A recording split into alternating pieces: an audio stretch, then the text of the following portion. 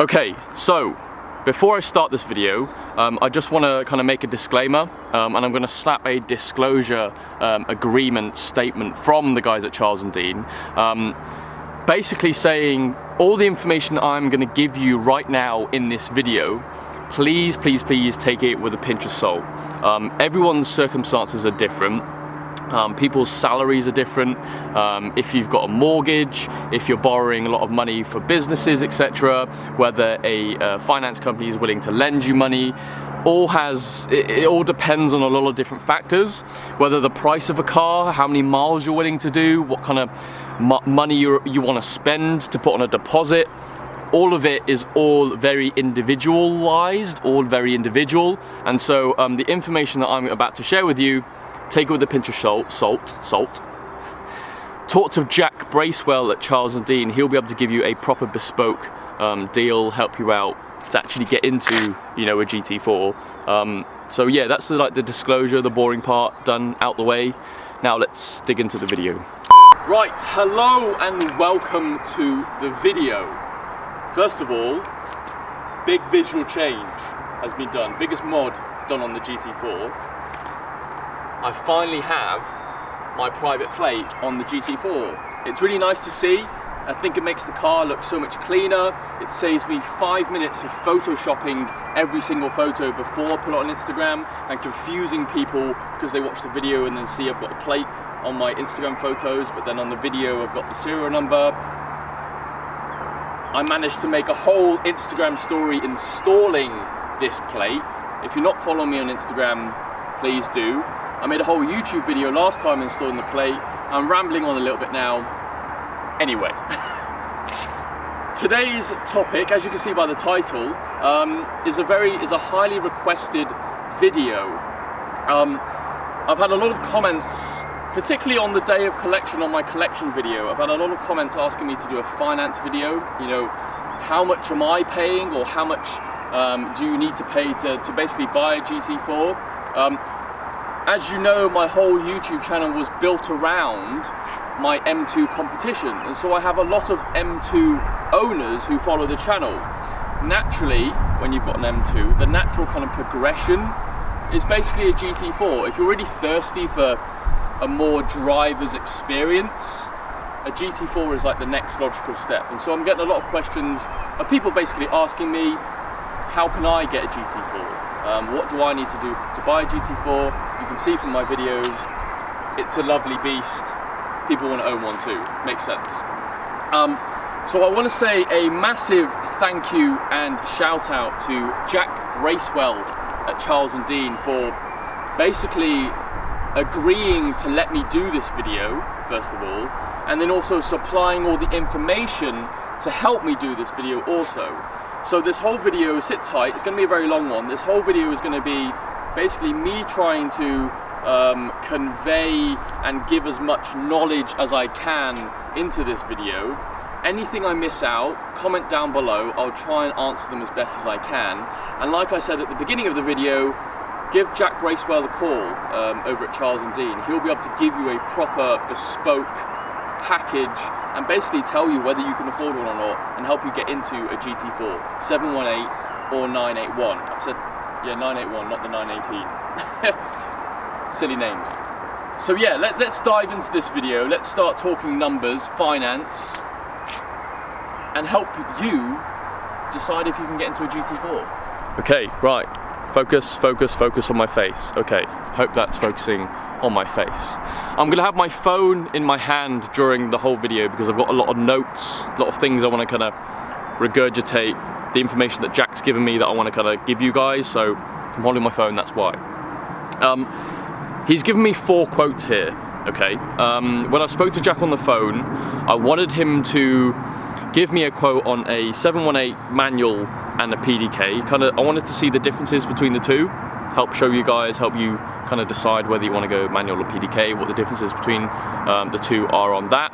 And I wanted him to also get me a quote on a 981, obviously manual, the raw manual, GT4 as well. So you can kind of see whether you should spend the extra little bit of money and get a 718 or save the money and get a 981. I obviously ended up with a 718 because I could afford a little bit extra more, I wanted to pay a little bit extra more for the newer car, maybe you don't want to do that, get a 981 instead.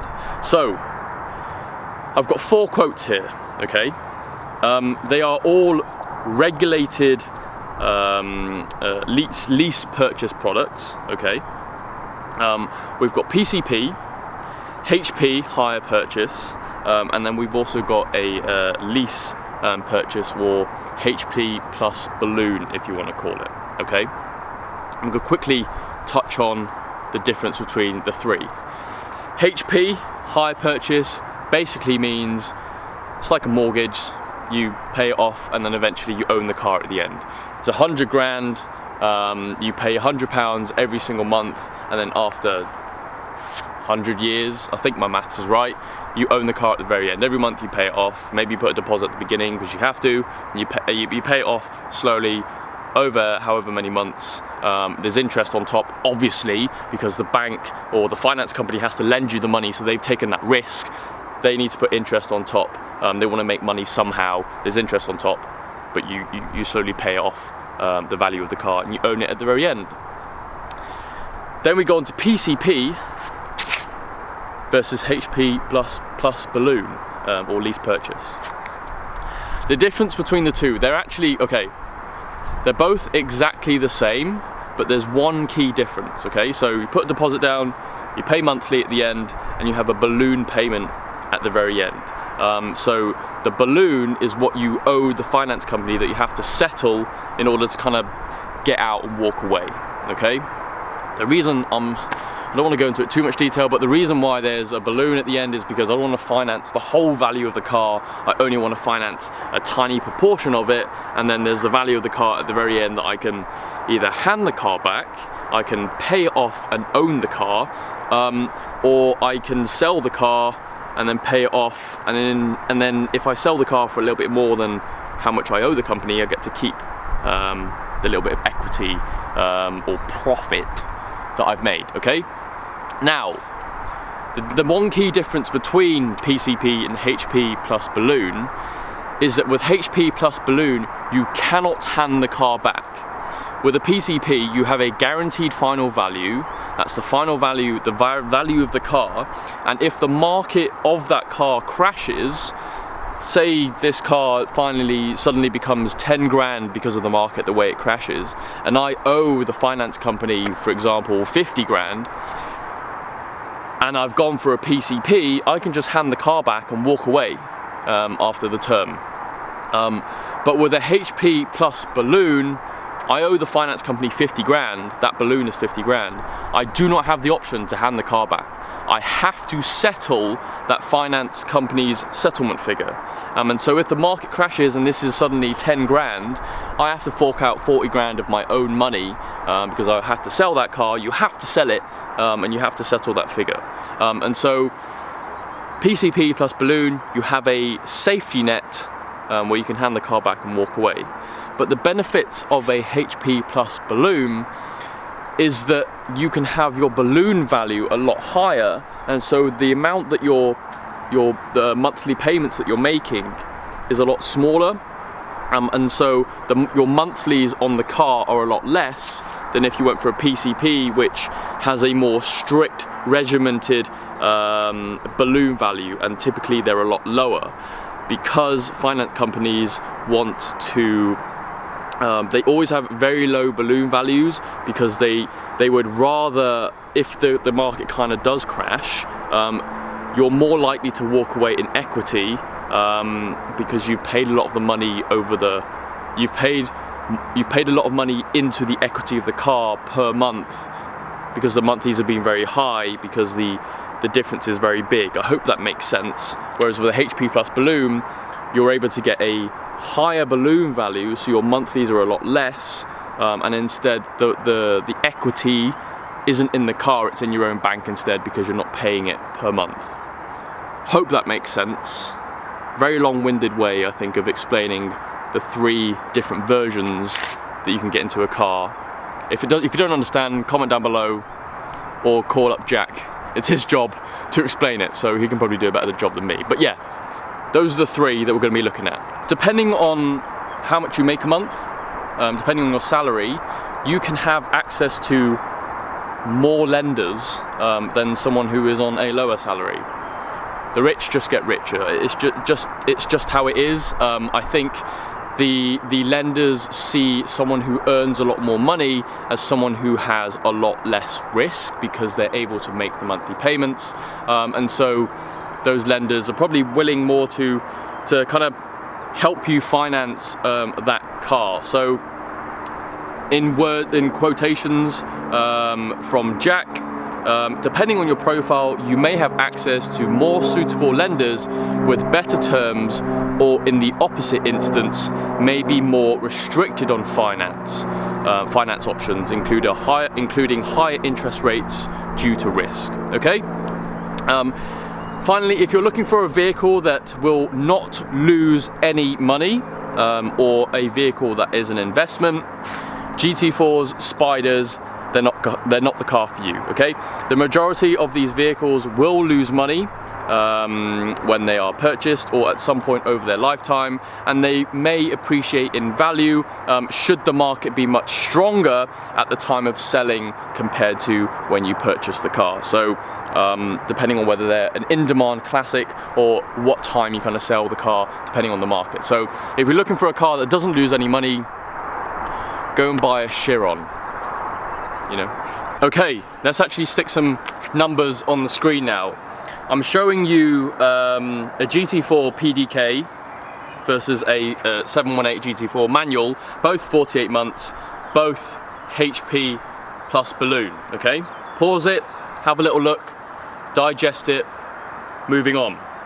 Now, I forgot to mention, you know, I've talked about the differences between all the different products, HP, PCP, and lease purchase, but I forgot to mention that with a HP plus balloon, there is no excess mileage penalty, okay?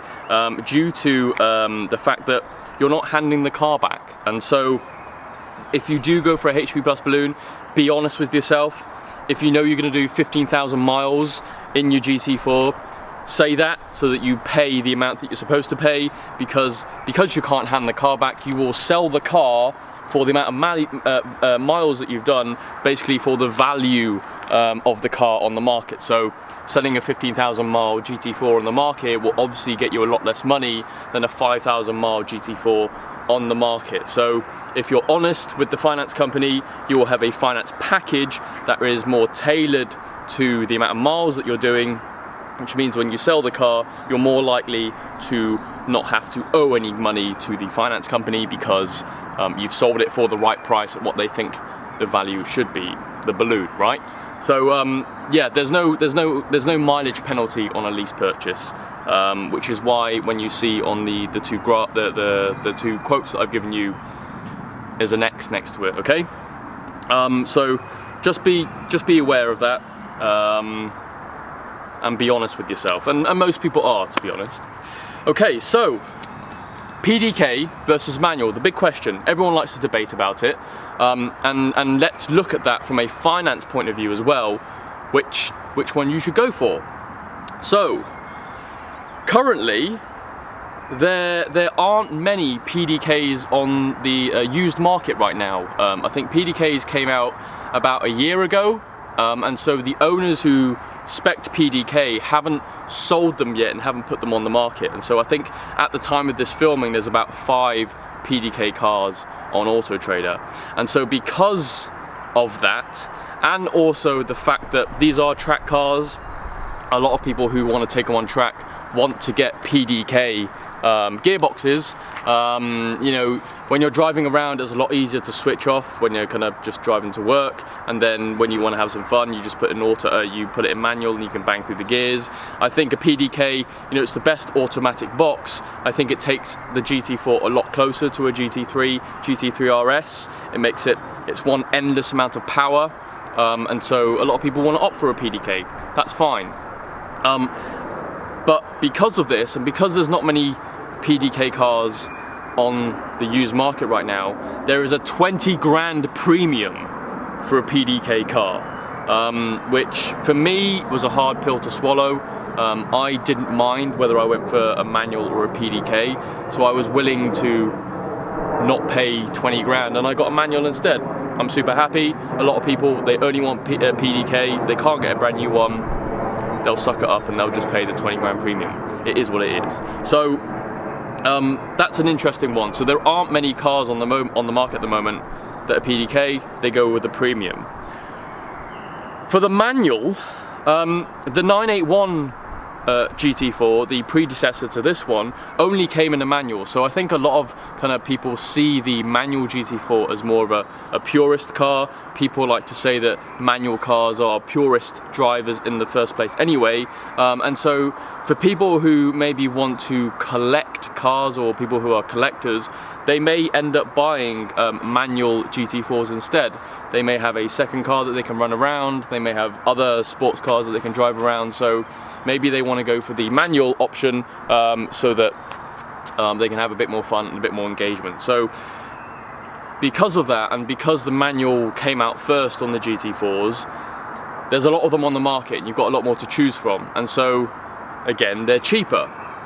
Now, the gearing is quite long with going with the manual versus PDK, where they're kind of a little bit shorter. I personally haven't noticed a problem with the gearing, the long gearing. Yes, it is long, but there's enough punch in the engine for you to even short shift and still have that fun. And then when you do hold it all the way out to red line, because I don't do it very often, it's nice and refreshing, it keeps it fun, and you're kind of rewarded with that power. But as you can see, the balloons are actually exactly the same whether you go PDK or manual. They're actually exactly the same. There's no real difference. The finance companies don't see any difference at all.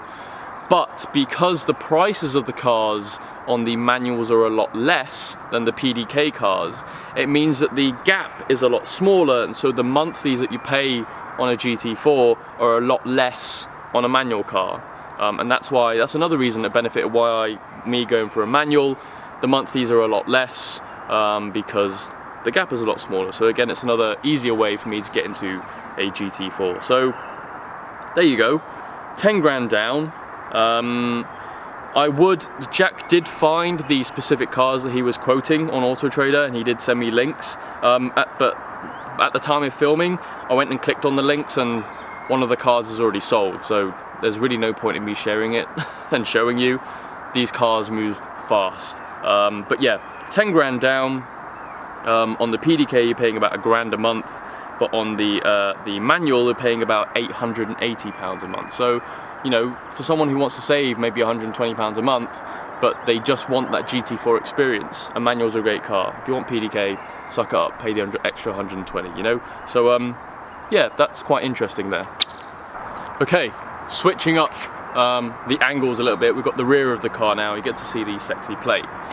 Let's touch on PCP. Again, I'm not going to describe the differences between the two, between all three, HP, PCP, and lease purchase. But with the safety blanket, and as I mentioned, the balloons are typically a lot stricter and are a lot lower than a lease purchase can be, and so you will pay more per month. So I'm going to slap another quote on the screen that you can see right now.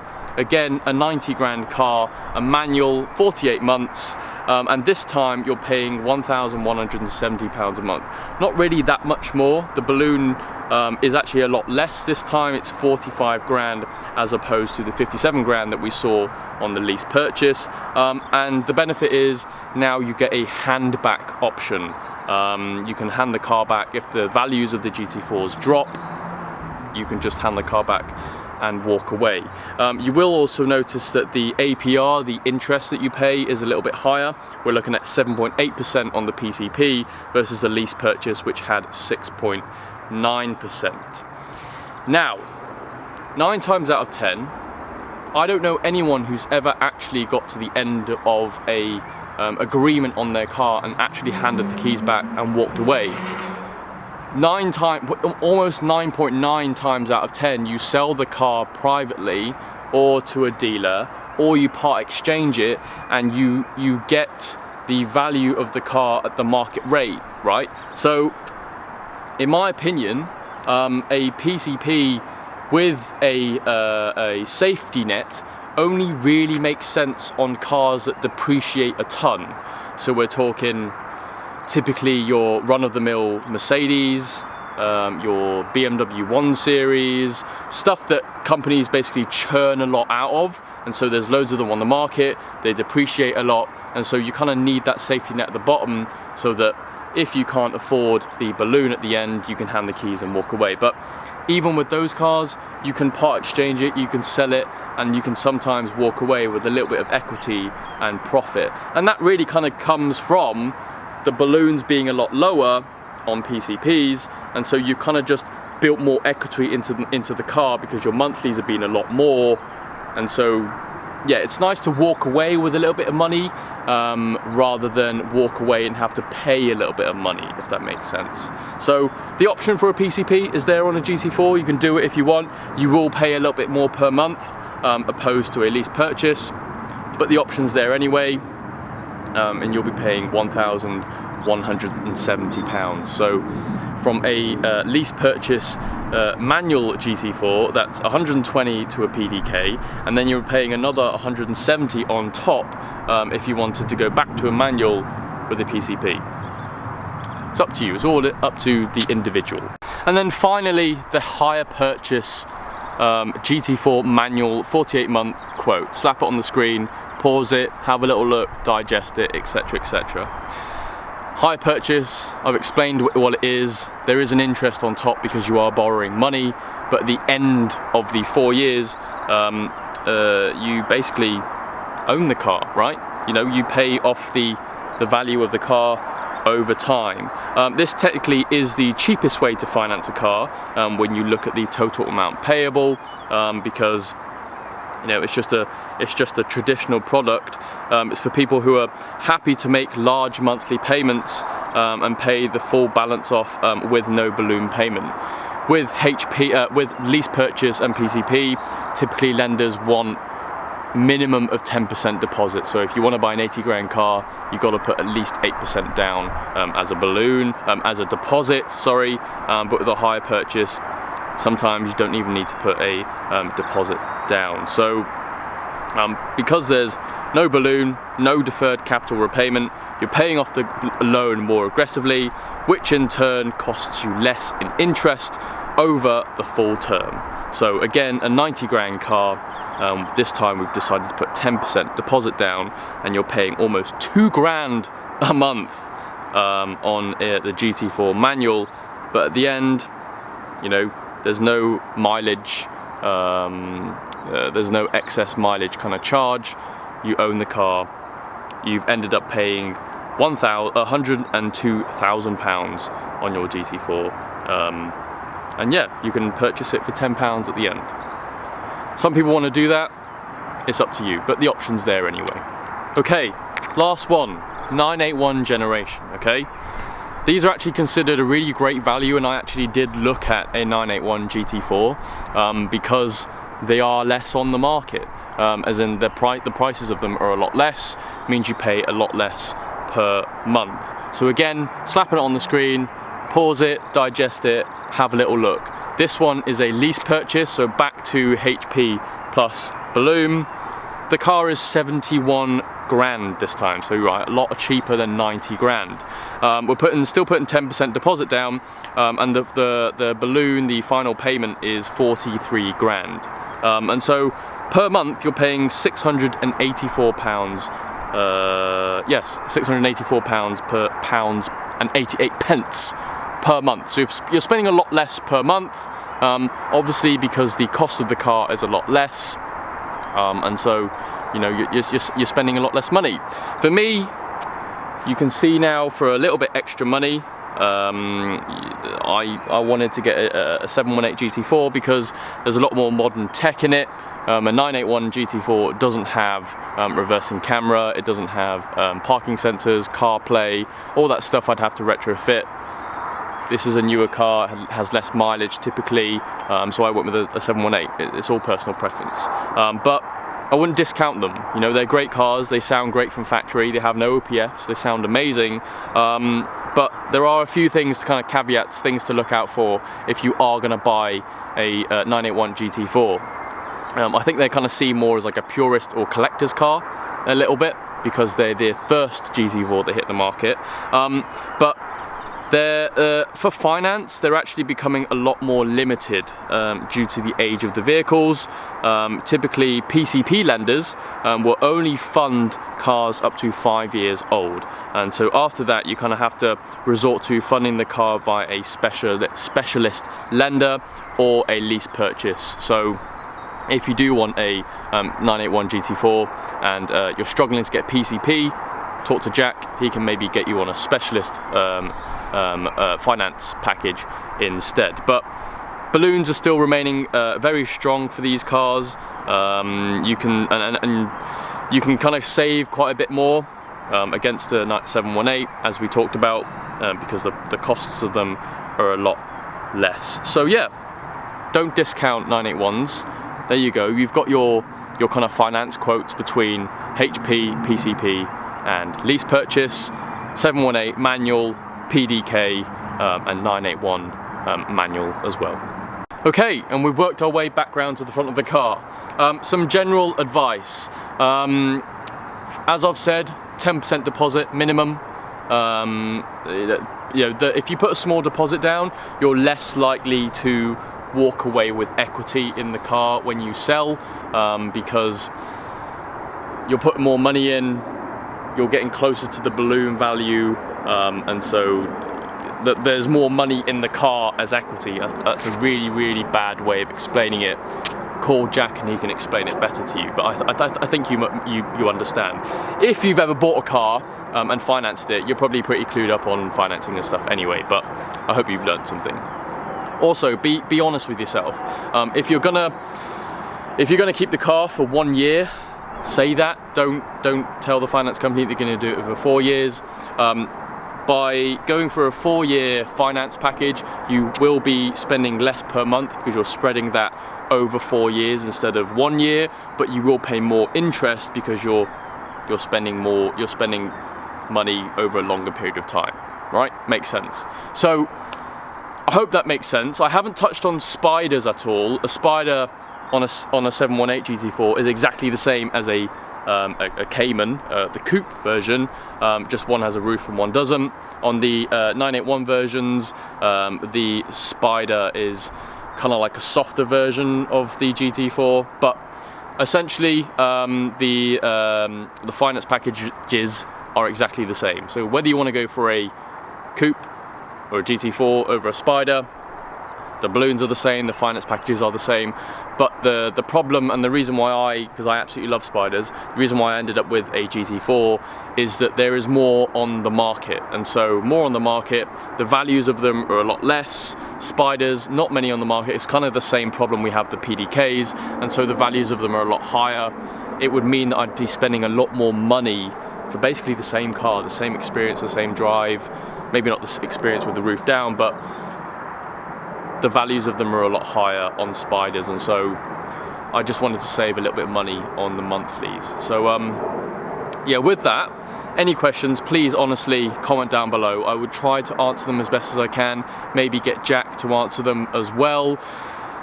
Maybe we set up a podcast or a video or something with Jack at some point, and I bring him in and we do another little video if this one goes well. I know this video is getting very long, but I honestly hope this has been some very useful information. Again, pinch of salt, these are just quotes on cars that don't even exist anymore. They've now been sold. Jack will be able to give you a proper bespoke quote, but they will give you a general idea of whether you can afford a GT4 or not, right? If you're happy to spend £800 a month, £1,000 a month on a GT4, whatever Jack's going to throw at you when you call him up, you're not going to be too shocked. If you think it's going to cost £200 a month and now you've seen this video, yeah, call him up anyway. He'll probably try and help you out. But yeah, hope you guys enjoyed the video. Please give it a like, subscribe if you're new. Let me know what you think. I tried my best to give this video justice. There was just so much content. Like, this email is so long on my phone. But yeah. Thank you very much for watching. Like, comment, subscribe, the usual. I'll see you later in the next video. Right, I'm just out filming. Found a lovely little empty car park. again, I just want to show you the cons, the disadvantages of buying a GT4. First of all, plates are still on. It's great, it's good to see. I haven't seen the car in a while, so it's good to see they haven't fallen off whilst they're in the car park at home. But yeah, I've tried to take a slight slow angle onto this, but you know, it's the usual situation. It is what it is. So I've finally just come down from the car park, and I took so long filming that I've been locked inside. Look at that, 2 padlocks as well. I managed to somehow get out. But the car is still inside. There was a side entrance and I managed to get out. Managed to find the security guy sitting down in the car over there. He's gonna go and get the keys and let me back and open up the gates to the car park so I can drive out. Otherwise, I think the GT4 is gonna have to stay there overnight. But yeah, learn my lesson. Just don't bother, Will. Scrape the splitter and get locked inside the car park. But yeah, we're good, I think, anyway. We are saved. The man, the saviour. There we go. We're okay, guys. Thanks for all the concern.